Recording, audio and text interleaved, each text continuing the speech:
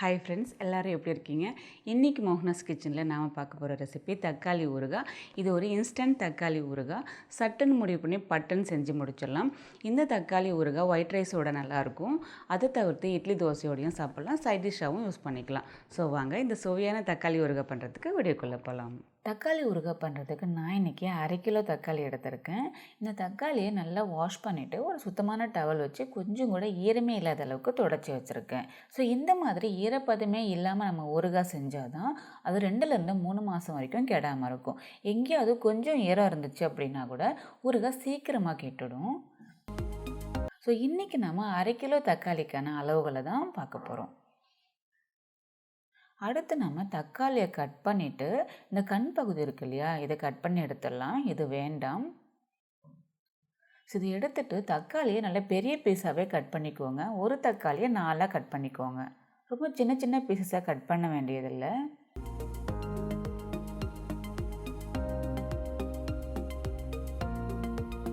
So இப்போ பாருங்கள், எல்லா தக்காளியுமே நான் கட் பண்ணிட்டேன். இந்த மாதிரி நல்லா பெரிய பெரிய பீஸஸாக கட் பண்ணி வச்சுருக்கேன். அடுத்து நம்ம இந்த ஊறுகாய்க்கு தேவையான மற்ற பொருட்கள் என்னென்னு பார்க்கலாம். 25 கிராம் அளவுக்கு புளி எடுத்துருக்கேன். இந்த புளியை நீங்கள் கையில் எடுத்துகிட்டு நல்லா உருண்டையாக செஞ்சீங்க அப்படின்னா இந்த மாதிரி ஒரு லெமன் சைஸ் அளவுக்கு இருக்கும். அடுத்து 2 டேபிள் ஸ்பூன் மிளகாய்த்தூள். உங்களுடைய காரத்துக்கு ஏற்ற மாதிரி மிளகாய்த்தூள் சேர்த்துக்கோங்க. ஸோ இது பார்த்திங்கன்னா 20 கிராம் மிளகாய்த்தூள். 1 டேபிள் ஸ்பூன் கடுகு. இந்த கடுகு பார்த்திங்கன்னா 10 கிராம் இருக்குது. 1/2 டேபிள் ஸ்பூன் வெந்தயம். இந்த வெந்தயம் 5 கிராம் இருக்குது. ஸோ இந்த ரெண்டுத்தையுமே நம்ம வறுத்து பொடி பண்ணிக்க போகிறோம். அடுத்து ஊறுகாய் தாளிக்கிறதுக்காக நான் 100 ml நல்லெண்ணெய் எடுத்திருக்கேன். ஊறுகாய்க்கு எப்போவுமே நல்லெண்ணெய் இல்லைன்னா கடலெண்ணெய் சேர்த்திங்கன்னா வாசனை ரொம்ப நல்லாயிருக்கும். அப்படி இல்லைனாலும் பரவாயில்ல, நீங்கள் சமையலுக்கு யூஸ் பண்ணுற எந்த எண்ணெயாக இருந்தாலும் எடுத்துக்கோங்க. ஸோ இந்த எண்ணெய் பார்த்தீங்கன்னா 100 ml. அடுத்து 1/2 டீஸ்பூன் மஞ்சள் தூள், 1/2 டீஸ்பூன் பெருங்காயம், 3 பல் பூண்டு, இது நல்லா நான் இடித்து வச்சுருக்கேன். 2 காஞ்ச மிளகா, 2 கொத்து கருவேப்பிலை, 1 டீஸ்பூன் கடுகு, தேவையான அளவு உப்பு. அடுத்து ஊறுகாய் எப்படி செய்கிறதுன்னு பார்க்கலாம் வாங்க. முதல்ல ஒரு கடாயில் நாம் எடுத்து வச்சுருக்கிற 100 ml எண்ணெயிலேருந்து 1 டேபிள் ஸ்பூன் அளவுக்கு எண்ணெய் சேர்த்துக்கலாம். எண்ணெய் காஞ்சதும் கட் பண்ணி வச்சுருக்கிற தக்காளி, ஊறுகாய்க்கு தேவையான அளவு உப்பு, அடுத்து 25 கிராம் புளியை நாரெல்லாம் எதுவுமே இல்லாமல் க்ளீன் பண்ணிவிட்டு சின்ன சின்னதாக பிச்சு சேர்த்துக்கோங்க.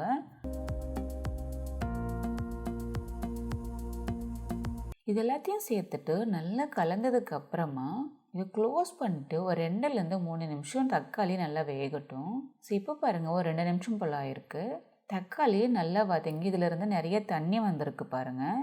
ஸோ இந்த மாதிரி முழுசாக தக்காளி இருக்கவே கூடாது. அந்த அளவுக்கு தக்காளியை நல்லா வதக்கிக்கணும். இந்த கரண்டியை வச்சு நல்லா அழுத்திக்கோங்க சீக்கிரமாக வதங்குறதுக்காக. ஸோ இதுக்கு மேலே நம்ம மூடி வைக்க வேண்டியதில்லை, அப்படி ஓப்பனாகவே வச்சுட்டு நல்லா வதக்கிக்கலாம். ஸோ இப்போ பாருங்கள், மொத்தமாகவே ஒரு 5 நிமிஷம் ஆயிருக்கு. தக்காளி நல்லா வதங்கிடுச்சு. அவ்வளோதான், நம்ம ஸ்டவ் ஆஃப் பண்ணிடலாம். இது நல்லா ஆறினதுக்கு அப்புறமா நம்ம மிக்ஸி ஜாரில் சேர்த்துட்டு அரைச்சிக்கலாம். இந்த தக்காளி விழுது நல்லா ஆறட்டும். அதுக்குள்ளே ஒரு கடாயில் நம்ம வெந்தயத்தை சேர்த்துட்டு நல்லா வறுத்துக்கலாம். இப்போ பாருங்கள், வெந்தயம் நல்லா கலர் சேஞ்ச் ஆக ஆரம்பிச்சிருக்கு. அவ்வளோதான், இது வரப்பட்டுடுச்சு. இது ஒரு பிளேட்டில் மாற்றிக்கலாம். அடுத்து அதே கடாயில் நம்ம கடுகை சேர்த்துட்டு நல்லா வறுத்துக்கலாம். இப்போ பாருங்கள், கடுகு நல்லா வடிக்குது. அவ்வளோதான், கடுகும் நல்லா வரப்பட்டுடுச்சு. இதையும் ஒரு பிளேட்டில் மாற்றிக்கலாம். ஸோ இந்த ரெண்டுமே நல்லா ஆறட்டும். ஸோ இப்போ இந்த கடுகு வெந்தயமும் நல்லா ஆறிடுச்சு. இது மிக்ஸி ஜாரில் சேர்த்துட்டு நல்லா பொடி பண்ணிக்கலாம். அடுத்து நம்ம தக்காளி விழுதும் நல்லா ஆறிடுச்சு. இது மிக்ஸி ஜாரில் சேர்த்துட்டு நல்லா விழுதாக அரைச்சிக்கலாம். ஸோ இப்போ பாருங்கள், தக்காளி விழுதை நல்லா அரைச்சிட்டேன். இந்த விழுதை நம்ம தக்காளியை வதக்கணும் இல்லையா, அதே கடாயில் சேர்த்துட்டு ஸ்டவ் ஆன் பண்ணிக்கலாம். இது கொதிக்கட்டும். அதுக்குள்ளே நம்ம அடுத்த பக்கத்தில் ஊறுகாயை தாளிக்கிறதுக்காக ஒரு கடாயில் எண்ணெய் சேர்த்துக்கலாம். எண்ணெய் காஞ்சதும் கடுகு சேர்த்துக்கலாம். கடுகு வெடிச்சதும் கருவேப்பிலை, காஞ்ச மிளகா, நல்லா இடித்து வச்சுருக்கிற பூண்டு, பெருங்காயம், மஞ்சள் தூள், மிளகாய் தூள் சேர்த்துட்டு நல்லா கலந்துக்கோங்க. நல்லா கலந்ததுக்கப்புறமா இதை எடுத்து கொதிச்சிட்ருக்கிற தக்காளி ஊறுகாயில் சேர்த்துக்கலாம். எண்ணெயை சேர்த்துட்டு நல்லா கலந்துட்டு அடுப்பை சிம்மில் வச்சுட்டு ஒரு 2லேருந்து 3 நிமிஷம் ஊறுகாவை நல்லா கொதிக்க விடுங்க. இப்போ பாருங்கள், ஒரு 3 நிமிஷம் ஆயிருக்கு. ஊறுகாய் நல்லா கொதிச்சிடுச்சு. இப்போ கடைசியாக நம்ம அரைச்சி வச்சுருக்கோம் இல்லையா, கடுகு வெந்தய பொடி, அதை சேர்த்துக்கலாம். இந்த பொடியை நீங்கள் முன்னாடியே சேர்க்காதீங்க. அந்த மாதிரி சேர்த்திங்கன்னா ஊறுகாய் கசக்கும்.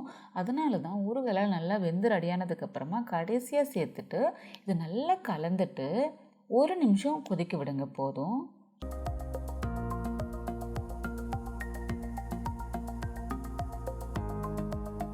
ஸோ இப்போ பாருங்கள் 1 நிமிஷம் ஆகிடுச்சு, ஊறுகாயும் ரெடி ஆகிடுச்சு. நம்ம ஸ்டவ் ஆஃப் பண்ணிடலாம்.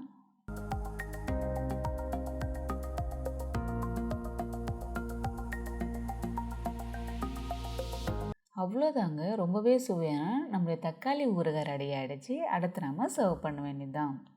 இந்த தக்காளி ஊறுகாவை நல்லா ஆறுனதுக்கப்புறமா நீங்கள் ஒரு கண்டெய்னரில் ஸ்டோர் பண்ணிக்கோங்க. 2 மாதம் வரைக்கும் கெடாது. நீங்கள் அதுக்கு மேலேயும் யூஸ் பண்ணணும் அப்படின்னு நினச்சிங்கன்னா ஃப்ரிட்ஜில் ஸ்டோர் பண்ணிக்கோங்க. 3 மாதம் வரைக்கும் யூஸ் பண்ணிக்கலாம்.